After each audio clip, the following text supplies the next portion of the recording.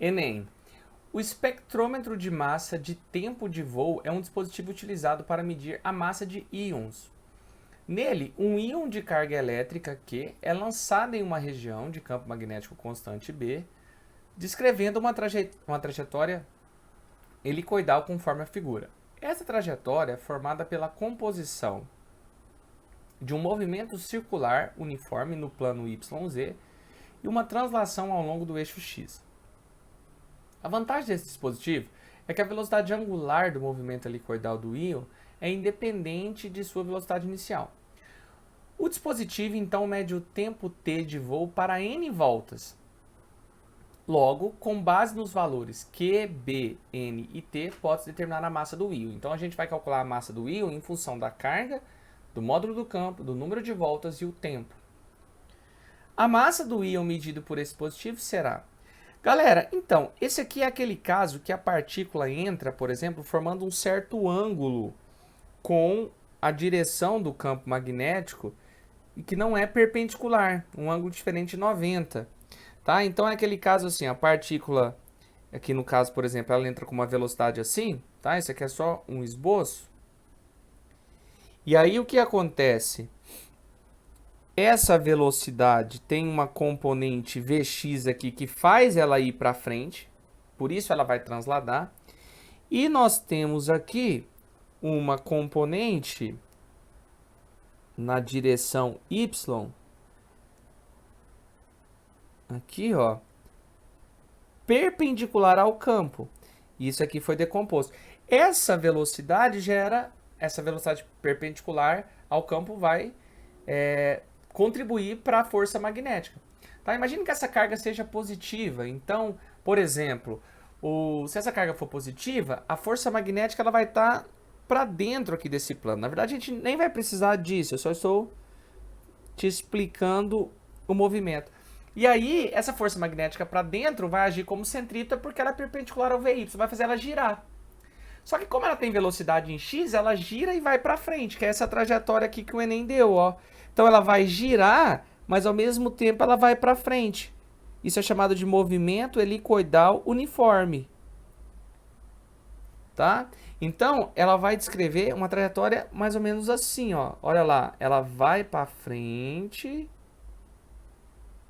Tá vendo, ó? Ela vai fazer tipo esse espiral aqui, ó. Tá? Eu vou apagar isso aqui para não ficar muito carregado. Beleza.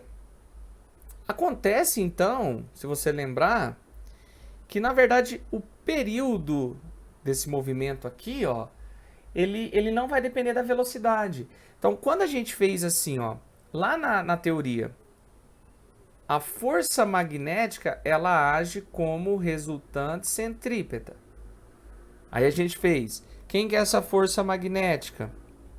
Essa força magnética é o módulo de Q vezes o módulo de V vezes B vezes seno de θ, não era assim? Igual a mv² sobre R. Agora olha que interessante. Essa partícula ela entrou aqui formando um certo ângulo θ com o campo aqui, tá vendo? Então, na verdade, esse VY aqui ó, é o VB, o V seno θ. Então, esse V seno de θ aqui é a componente VY. Então, e essa velocidade aqui é a velocidade VY associada ao movimento circular. Então, na verdade, isso aqui dá módulo de Q vezes VY vezes B. E a resultante centrípeta, o movimento é graças à velocidade y. A velocidade x só faz ali para frente. Então, quando nós fizemos isso aqui, nós chegamos naquela equação que o raio é, no caso, m vezes v sobre módulo de QB. Só que nesse caso, esse V é o VY, porque é o VY que vai fazer ela girar aqui, ó, galera. Viu? Se a gente pensar numa circunferência aqui nesse plano que ele chamou ali, ó, de plano YZ, é o VY que está fazendo a partícula girar aqui, ó, tá? Enfim, mas isso aqui, na verdade, a gente usa para tirar a fórmula do período, lembra? A velocidade do movimento circular uniforme, que é o VY, é 2πr sobre o período. E foi daqui que a gente tirou o período. Resumindo, a gente já poderia ter começado a questão aqui, ó, só aproveitei para fazer uma revisão. Tá? Então, se você pegar esse raio aqui, ó, deixa eu te explicar. Se você pegar esse raio e substituir ele aqui, você chega na famosa fórmula do período, que o período é 2π vezes m sobre QB. Lembra? Tem 2 pimentas no meu kibe. Então, na verdade, você poderia começar aqui. Agora, cuidado só com um detalhe. Ele chama de T o tempo gasto em N voltas. Então, cuidado aí, ó. T é o tempo para N voltas do íon. Então, o tempo total, esse tempo T, ele vai ser N vezes o período. Como assim, professor? Aqui, ó. Em uma volta, o tempo gasto nós chamamos de período. Período é o tempo gasto em uma volta. Para N voltas, o Enem chamou esse tempo de T, T minúsculo. Então, se você multiplicar cruzado, a gente tem que T é N vezes o período. Qual a diferença? O T é o tempo para N voltas. Então, o período eu chamei de Tzão. Então, se for uma volta, é o período. Se forem 2 voltas, 2 vezes o período. 5 voltas, 5 vezes o período. N voltas, N vezes o período. Então, era isso, ó. A gente precisava começar com essa relação. Pronto, agora você substitui. Então, na verdade, se você já lembrar a fórmula do período, você coloca aqui, ó, 2π m sobre módulo de QB. E o exercício, ele quer a massa do íon. Então, você vai ter que isolar aqui a massa, só isso. Ó. Então, se você multiplica cruzado, ó, multiplica cruzado, o denominador do T é 1. 1 vezes N vezes 2πm vai ficar N vezes 2πm.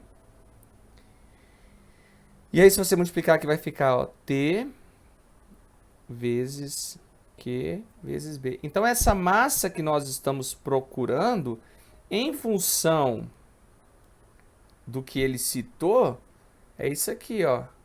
Essa massa, galera, ó. T, Q sobre B, dividido por N vezes 2π, tá vendo, ó? O que o Luciano fez foi isolar o M aqui, ó. Aí você tem que voltar ali e achar isso, ó. T vezes Q vezes B dividido por N vezes 2π, tá? Olha lá, o denominador é N vezes 2π, ou 2πn. Então, é a letra A, ó. Observa aqui em cima.